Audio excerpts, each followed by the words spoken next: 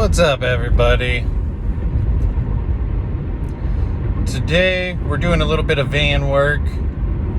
It's been having a slight noise. It actually sounds like a pulley noise, but the closer I get to it, the noise seems to be coming a little bit more internal, or maybe a little bit farther back in the engine than where the pulleys are. You can't quite tell.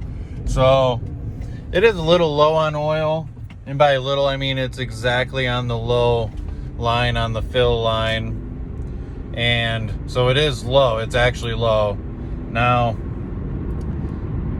typically if an engine is starting to make noise, I guess solely on the basis of it's low on oil, that wouldn't be good. And it would be really hard to kind of re-lubricate that and get that all situated properly.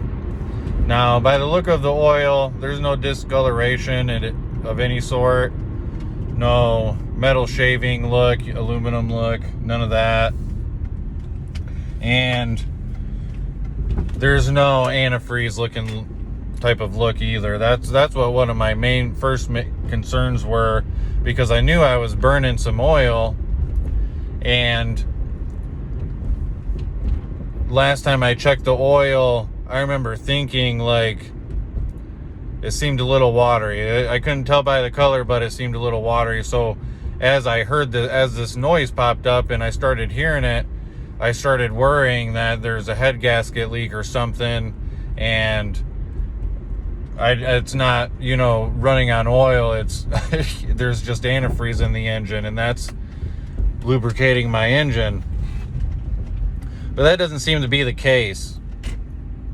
So I'm going to put oil in it, let it run for a minute. If that doesn't do it, I'll take off the pulley just to see if maybe that is the case.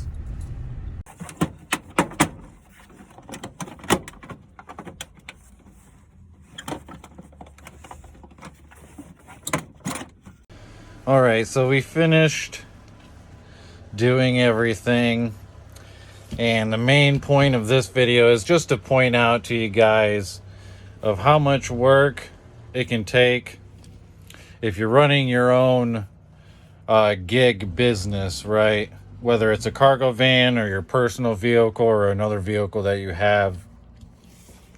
It takes a little bit more than just doing the work. So I was hearing a noise while I was going down the highway. Luckily, I found out what the problem was after I got home. And so it ended up being the tensioner pulley. I don't know if you guys can see, but that bolt, yeah. So this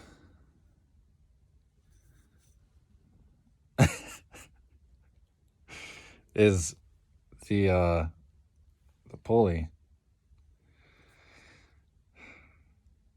Not good at all, not good at all. So luckily I found it before anything bad actually happened. I bought a new tensioner pulley, bought a new belt. That was about $80. And in total time, it probably would have maybe only taken an hour, but going in and outside because of the temperature and just taking my time with it, making sure I'm doing everything right. And at first I was just diagnosing the problem. So I don't know if I'll put up the first part of what I've recorded, but what I did was I started hearing a noise while I'm on the highway. After I get off the highway, I start hearing like a screeching type of noise, and it wasn't like terrible, but as time went on, it was getting worse. And then I'm on my way home, and I'm just like, please God, let me get home. And I get home, and I'm going to check it out. I fill it up with oil because it was a little low. And by a little low, I mean it was right on that fill line, that low mark. So I put oil in it. I mean, it burns it up, and it is due for an oil change. But I grabbed my breaker bar and I'm like, let me go ahead and check the pulleys, because that, the noise just didn't diminish. I was seeing if by chance it would take the noise away, but of course it didn't.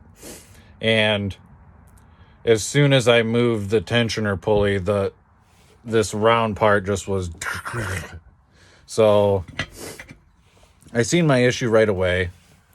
I looked up how to fix it, just so I could have a good idea, see somebody do it before me.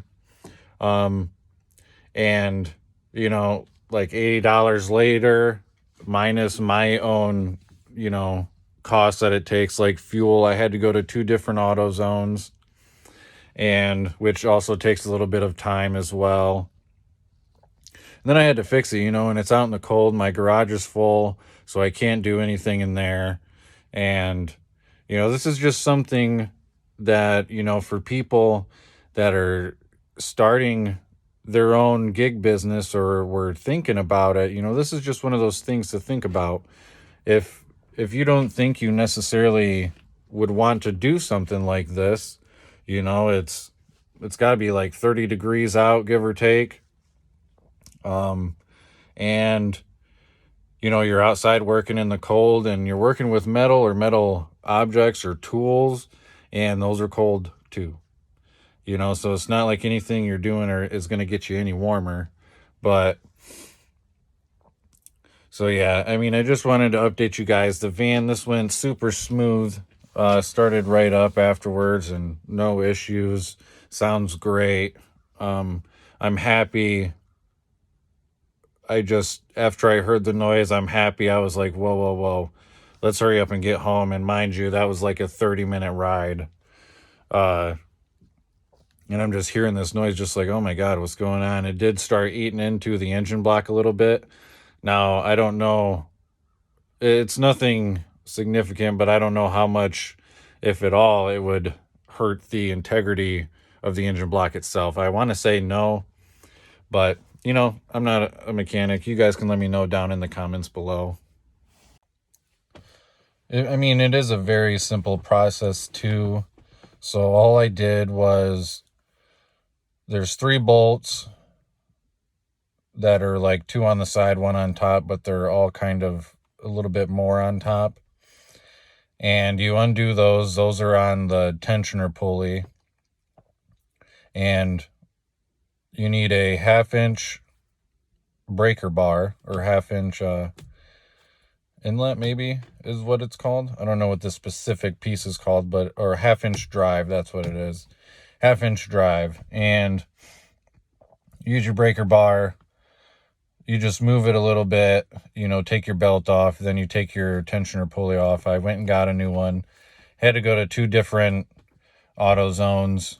Came back, put the new tensioner pulley on, got my owner's manual out, looked at the layout of the belt. This one I had to look at the layout of the belt with AC, because this fan has AC.